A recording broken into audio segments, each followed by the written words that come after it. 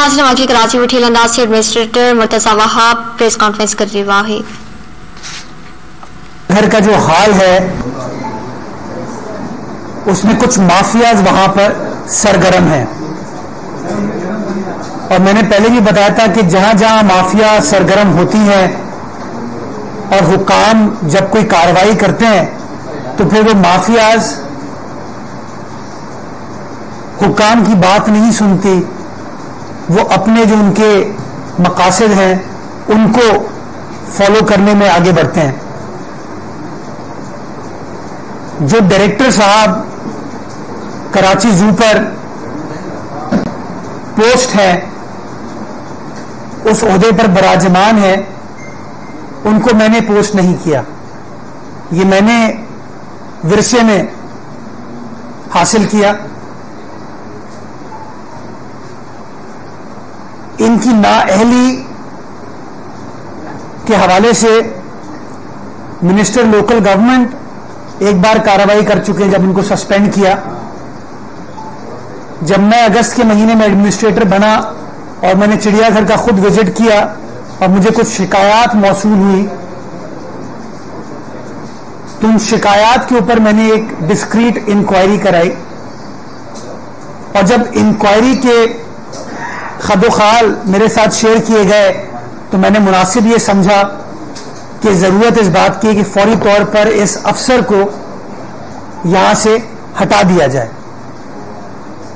अक्टूबर के महीने में मैंने उस अफसर को पोस्ट आउट किया डायरेक्टर जू के ओहदे से और एक डीएमजी अफसर को उस ओहदे पर तैनात किया। मैं फिर दोहरा दूं कि मैंने अक्टूबर के महीने में जब मेरे पास तमाम शवाहिद आ गए तो उस डायरेक्टर जू को मैंने वहां से ट्रांसफर किया और एक डीएमजी अफसर को वहां पर तैनात किया इस टास्क के साथ कि जू के मामलात को ठीक करना है और वो जो बेजबान जानवर वहां बसते हैं उनके हालात को बेहतर बनाना है। बस बदकिस्मती के साथ वो डायरेक्टर जू अदालत गया और सिंध हाई कोर्ट से उसने अपने ट्रांसफर के हवाले से स्टे ऑर्डर हासिल कर लिया इस ग्राउंड पे कि आपने एक डीएमजी अफसर को, एक ग्रेड 18 के अफसर को ग्रेड 19 की पोजीशन पर तैनात किया और उसने स्टे ऑर्डर हासिल कर लिया। उसके कुछ रोज बाद मैंने एक और केएमसी का अफसर जिसकी अच्छी शोहरत थी, सीनियर अफसर था, मैंने उसको फिर पोस्ट किया डायरेक्टर जू के ओहदे पर। पुराने ऑर्डर को विड्रॉ किया और एक और नया ऑर्डर पास किया जिसके तहत काजी साहब जो अच्छी शोहरत के हामिल अफसर हैं उनको मैंने डायरेक्टर जू के ओहदे पर फाइज किया, उनका नोटिफिकेशन इशू हुआ। बदकिस्मती के साथ नवंबर के महीने में शुरू में डायरेक्टर जू फिर अदालत गए और वो जो ऑर्डर था उस ऑर्डर को सस्पेंड उन्होंने करा लिया। तो मैं गुजारिश ये करना चाहता हूं कि जब हम सबको पता है कि कोई गलत बंदा वहां पर बैठा है, कोई गलत अफसर वहां पर बैठा है, बेज़ाब्तगी वहां पर हो रही है, पिलफरेज हो रही है, करप्शन हो रही है और इंतजामिया हरकत में आती है और इंतजामिया हरकत में आने के बाद वो फैसला करती है जो कि उस इदारे के बेहतरीन मफाद में है, उस चिड़ियाघर के बेहतरीन मफाद में है, तो मैं समझता हूं हर गलत आदमी यही कहता है कि मैंने कोई गलती नहीं की। वो अदालत चले जाते हैं, अदालत से स्टे ऑर्डर ले लेते हैं, उसका नतीजा ये होता है कि फिर वो नई साजिशें स्टार्ट करते हैं और जब अदालत से उन्होंने स्टे ऑर्डर हासिल किया फिर उन्होंने जो डाइट प्रोवाइड करता था उसके बिलों का इशू क्रिएट किया, उसको वरगलाया, जिसकी वजह से बदकिस्मत सिचुएशन क्रिएट हुई। मैं शर्मिंदा हूं, मैं अफसोस करता हूं कि हाँ मैं इदारे का सरबराह हूं और ये चीज नहीं होनी चाहिए थी, लेकिन मैं आप तमाम दोस्तों को ये बताना चाह रहा हूं कि इसमें कसूरवार वो अवामिल हैं जो कि गलत काम करते हैं और जब उन अवामिल के खिलाफ सरकार, हुकूमत, इदारा कार्रवाई करता है तो अदालत को गलत बयानी करके पूरी बात बताए बगैर इस तरह के स्टे ऑर्डर्स ले आते हैं, जिसका नुकसान आज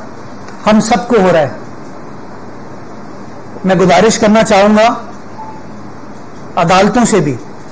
कि इस तरह के इंतजामी मामलात में अगर इंतजामिया का पॉइंट ऑफ व्यू सुनने के बाद वो स्टे ऑर्डर पास करें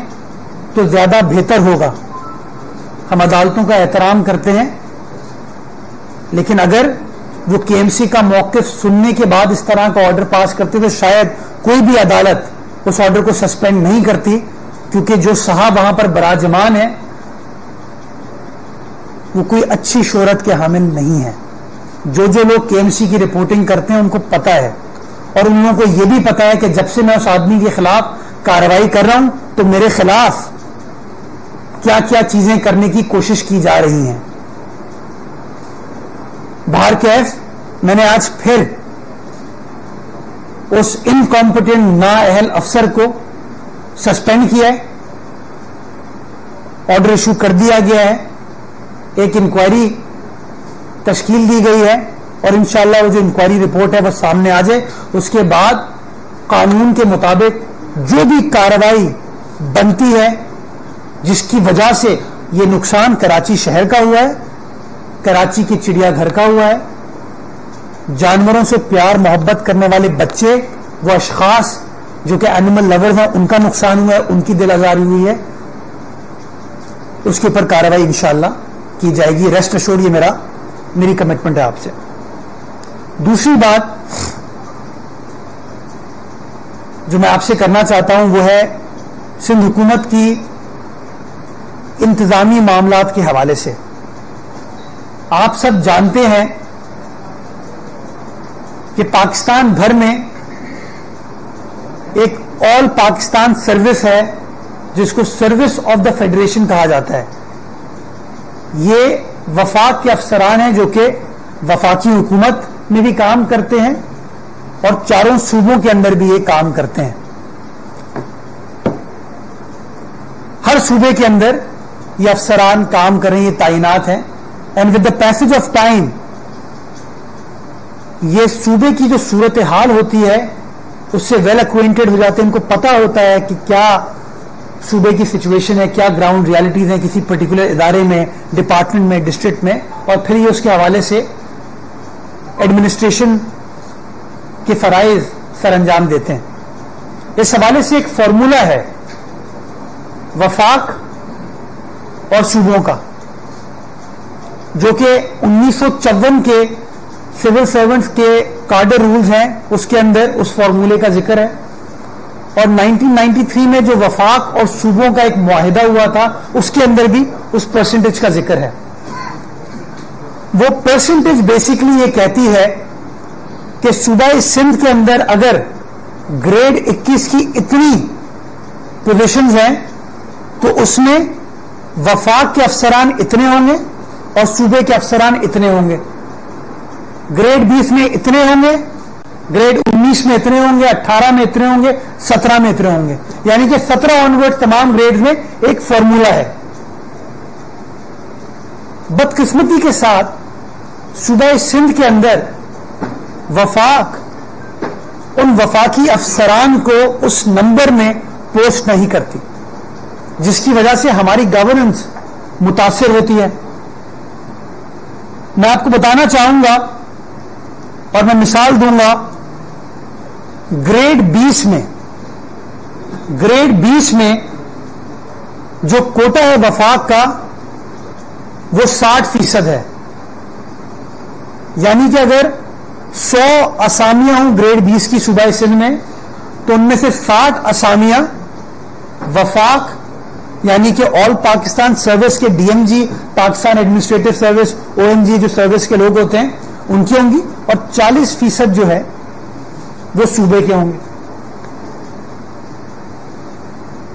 उस रेशो के हिसाब से सूबा सिंध में ग्रेड 20 के वफाकी अफसरान वफाक से ताल्लुक रखने वाले अफसरान का नंबर होना चाहिए, तादाद होनी चाहिए 67 अफसरान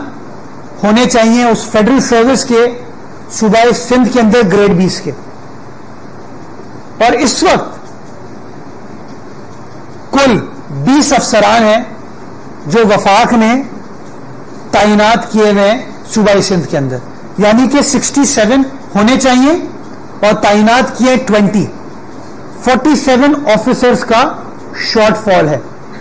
और इसी तरह ग्रेड 21 में, इसी तरह ग्रेड 19 में, 18 में, 17 में। हमने इस हवाले से मुख्तलिफ वक्तों पर वफाकी हुकूमत के साथ इंगेज किया और सेक्रेटरी इस्टेब्लिशमेंट हो, वजीर आजम हो, मुताल्लिका हुकाम हो, उनको बताया है। मैं आपको बताना चाहूंगा इस साल 9 फरवरी को, 1 मार्च को और 1 जून को 3 खुतूत अरसाल किए गए वफाकी हुकूमत को कि भाई 67 ऑफिसर्स की रिक्वायरमेंट है, 20 आपने पोस्ट किए में, बराए मेहरबानी या तो 47 ऑफिसर्स को आप पोस्ट कर दें या बता दें आप दिलचस्पी नहीं लेते तो हम खुद प्रोविंशियल ऑफिसर्स को वहां पर अपॉइंट करते, बिकॉज कोटा की खिलाफ वर्जी हम नहीं कर सकते। कोई जवाब, कोई रिस्पॉन्स नहीं आता। आज भी वो आसामियां खाली हैं। वज़ीर आला सिंध मजबूरन जब उनको वफाकी हुकूमत से कोई रिस्पॉन्स नहीं मिलता या नहीं मिला तो 25 अक्टूबर को जब वो सुप्रीम कोर्ट में पेश हुए चीफ जस्टिस साहब के सामने, तो उन्होंने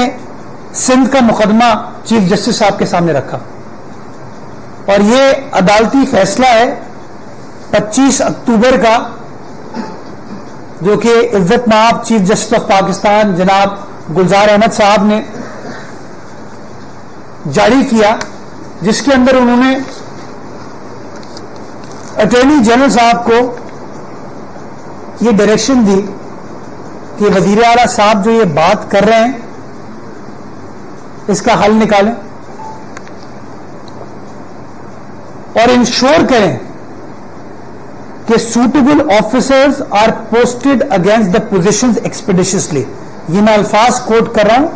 उस फैसले के, इंश्योर